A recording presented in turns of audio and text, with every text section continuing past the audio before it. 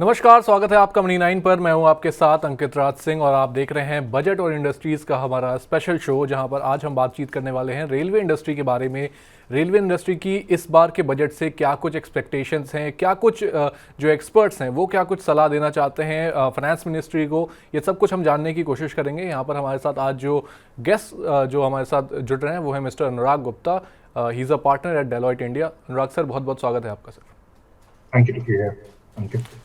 Thank you so much sir. और सबसे पहले यहाँ पर हम अगर पिछले बजट पर थोड़ा सा रिकैप करें तो वहाँ पर जो पिछले साल जो एलोकेशन थी वो करीब 2.65 लाख करोड़ की थी। इसके बाद 5 जनवरी तक का अगर जो हम डेटा देख पा रहे हैं वहाँ पे करीब 76% जो एलोकेशन था उसका इस्तेमाल किया जा चुका है। और साथ ही नई लाइनें, डबल लाइंस और कैपेसिटी बढ़ाने पर करीब 68% का खर्च किया गया है ओवरऑल एलोकेशन से। और यहाँ पर जो मेन एक जो हाईलाइट थी पिछले बजट की वो ये थी कि एक मेगा कॉरिडोर का भी यहाँ पर एक बड़ा ऐलान शामिल था, जिस पर करीब 11 लाख करोड़ रुपए का एलोकेशन पिछले साल बजट में यहाँ पर होता हुआ दिख रहा था।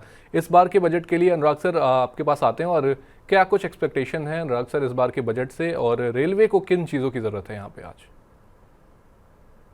अंकित, I think this years the growth trajectory in capital allocation मैं समझता हूँ कि जारी रहेगी। जी। विकसित भारत जो हमारा इकोनॉमिक स्टेटेड गोल है, to meet that goal, I think the entire infrastructure capacity has to be created ahead of demand। और मेरे ख्याल से वो करीबन 10 साल, अगले 10 साल बहुत क्रूशियल होंगे। और उसके लिए जो भारत सरकार ने का जो कैपिटल एलोकेशन है वो जारी रहेगा। The accelerated pathway is expected to increase and this year we expect the trend to continue for sure. Right. Anurag sir, PLI schemes की भी काफ़ी ज़्यादा बात हो रही है, क्योंकि रेलवे के लिए काफ़ी बड़ा बूस्टर की तरह भी ये प्ले करता है पीएलआई स्कीम्स। अब अगर पीएलआई स्कीम्स की बात करें तो यहाँ पर किन अलग एरियाज़ में पीएलआई स्कीम्स की ज़रूरत है और जिसको इस बार के बजट में यहाँ पर शामिल करना बेहद ज़रूरी होगा फाइनेंस मिनिस्ट्री के लिए? तो अंकित, अगर हम पीएलआई स्कीम्स पे इतिहास देखें और भारतीय रेलवे जिस जंक्चर पे है आज, जी। It is important to provide incentives, targeted incentives to manufacturers who are building imported products in India, who are actually following the true spirit of Atmanirbhar Bharat. And I think there are large technology initiatives which are already happening in terms of coverage, whether it is signaling systems, whether it is rolling stock systems. I expect PLI incentives to definitely to be given, and in niche areas wherein I think the country has been relying on imports till now. Right. Anurag sir, overall growth के लिए PLI schemes के साथ साथ जो एक public और private partnership की बात होती है वो भी काफ़ी ज़रूरी है यहाँ पर। तो इस बार के बजट से आप क्या एक्सपेक्ट कर रहे हैं कि जो पब्लिक और प्राइवेट जो ये हिस्सेदारी है, जो पार्टनरशिप होने वाली है इनकी, वो उसको किस तरीके से यहाँ पर वो कैसे फोल्ड होती हुई, अनफोल्ड होती हुई दिखेगी, और क्या कुछ होना चाहिए इस एरिया में? Ankit, I think we need to realize the fact that this whatever infrastructure demand is there, which needs to be built over next 10 years, government cannot fund it alone. We will always have public budgetary constraints. And for us to meet all our economic aspirations, government and private sector will have to complement each other when it comes to funding this infrastructure push. PPPs have not, the government has had mixed success in PPPs, especially in railways over now. However, we have to realize that you cannot do away or do without them. I expect that there will be a reignited focus, especially in areas like creation of new Gati Shakti terminals, freight corridors, and even station redevelopment. I definitely look forward to actually greater focus on PPPs in financing some of these large investment programs.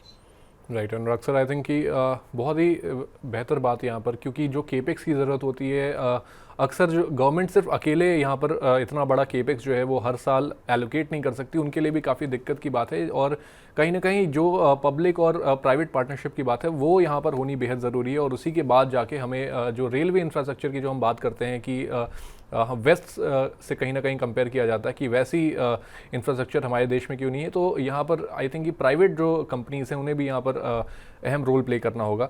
चलिए अब आगे बढ़ते हैं। अनुराग sir, यहाँ पे safety एक बड़ा concern है रेलवेज़ के लिए।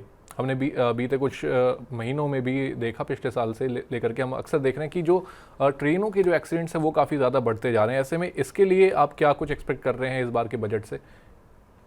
Ankit, if we look at if we look at the track record of Indian Railways, while every accident is bad, if we look at the number of accidents we have had per trains run per day, Indian Railway operates around 13 to 14,000 trains per day, and in that context, we are not very bad. However, it is a stated goal, and I think the requirement should be that not even a single accident is acceptable. In that context, Railway has already taken a few steps, whether it is automation of signaling ecosystem or implementing Kavach. I expect time-bound and accelerated implementation of these initiatives and time-bound. That is my expectation from Railways. Right Anurag sir, I think capacity भी एक बहुत बड़ी दिक्कत है हमारे देश के लिए, क्योंकि अक्सर अगर हम रेलवेज़ को प्रेफर करते हैं जो लोग, वो अक्सर समझते होंगे कि टिकट बुक करना बहुत ही मुश्किल काम है, और टिकट मिलने के बाद भी अगर आप ट्रेन में सफ़र कर पा रहे हैं इतनी भीड़ और क्राउड की वजह से, तो अगर वो भी बहुत बड़ा एक दिक्कत यहाँ पे हमें देखने को मिलती है। और अक्सर मैं जो मेरे कलीग्स हैं मैं उनसे भी ये चीज़ डिस्कस करता हूँ, जो अपने होम टाउन जो अपने ट्रैवल करना चाहते हैं, वो कहीं ना कहीं पे सर अब बसेस को या फिर जो अफोर्ड कर सकते हैं वो कहीं ना कहीं फ़्लाइट्स को प्रेफर कर रहे हैं, क्योंकि रेलवेज़ की हालत बदतर होती जा रही है दिन पर दिन। कैपेसिटी के मामले में अगर हम बात करें तो कैपेसिटी को लेकर के आपका क्या व्यू है, और साथ ही एक्सपेक्टेशंस क्या हैं इस बजट में, कैसे उसको सुधार ला सकते हैं वहाँ पे? देखिए, if we have to be a developed nation, we have to realize the fact that we have to create this capacity ahead of demand. For India to meet any of its economic aspirations, whether they are of next 5 years or whether they are of next 20 years, we have to stop this chase game of demand resulting in capacity creation. I think we have to create capacity ahead of that demand as it when it will materialize. That is one core principle. Second element is time-bound implementation of projects with certainty. If you look at the overall portfolio of Indian Railways, we have been doing well. Over the past 3-4 years, we have been creating new track infrastructure, or whether it is multi-tracking or new lines of around 3 to 5,000 kilometers. Right. This is equal to network of some small countries like Switzerland, entire network of small countries like Switzerland. However, when we look at meeting the aspirations of 1.4 billion Indians, the space has to definitely increase. And it is important that each of the projects which are announced or are ongoing are implemented with certainty and no delays further. Right. Anurag sir, एक आखिरी सवाल, I think इस सवाल को हम 2 part में लेते हैं, और पहला पार्ट ये कि इस समय पे आपके हिसाब से रेलवेज़ के लिए सबसे बड़ी जो चैलेंज है, सबसे बड़े जो चैलेंजेस हैं वो क्या आपको नज़र आते हैं आने वाले, लाइक अगर हम 2 से 3 साल की बात करें, क्या सबसे बड़े चैलेंजेस होंगे, और साथ ही 3 सबसे बड़ी अपॉर्चुनिटीज़ जिनको हम लेवरेज कर सकते हैं यहाँ पर और जिसका फ़ायदा कहीं ना कहीं रेलवेज़ को होता दिख सकता है? So there are 2 specific challenges which I look for. One is fast tracking this pace of capacity creation. Indian Railway already is undertaking one of the largest multi-tracking new track as well as station redevelopment program. The biggest challenge will be one, to implement it on time. The second biggest challenge will definitely be to improve speeds on Indian Railways. If we have to be a world-class network, we have to offer world-class speeds. There's no shying away from that fact. In terms of opportunities, and I think low-hanging fruits which Indian Railway has, definitely focusing on freight. Today's Indian Railways freight share is somewhere in the range of 26 to 28% of India's freight ecosystem.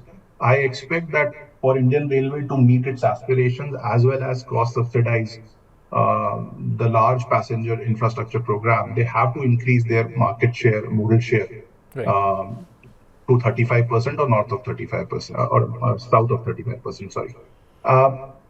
To meet that, definitely I expect more freight lines. I expect scheduled freight operations moving towards there, as well as solving some of the legacy issues, whether it pertains to bringing in greater PPPs or whether it pertains to fast tracking the capacity creation life cycle ring fencing the projects with right budget allocation as well as right institutional capacity, so that projects, when they are intended and delivered on time.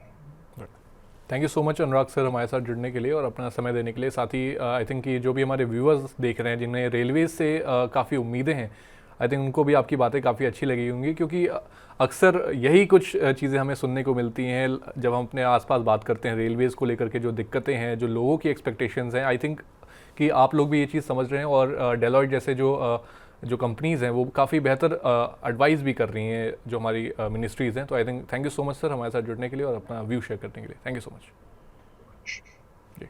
और viewers जो हमें देख रहे हैं उन्हें बता दें कि ये थे अनुराग गुप्ता, डेलॉयट इंडिया के पार्टनर, जिन्होंने आपके लिए बजट एक्सपेक्टेशंस को यहाँ पर शेयर किया। आपकी क्या कुछ राय है रेलवेज़ को लेकर के, आपकी क्या एक्सपेक्टेशंस हैं इस बार रेलवेज़ मिनिस्ट्री से, क्या कुछ बदलाव आप देखना चाहते हैं, आप हमें कमेंट बॉक्स में बताएं। हम आपसे मिलते हैं बजट इंडस्ट्रीज़ की अगली एक और वीडियो में, एक और इंडस्ट्री को वहाँ पर कवर करेंगे और उनकी भी एक्सपेक्टेशंस को जानने की कोशिश करेंगे। तब तक के लिए आप देखते रहें मनी 9।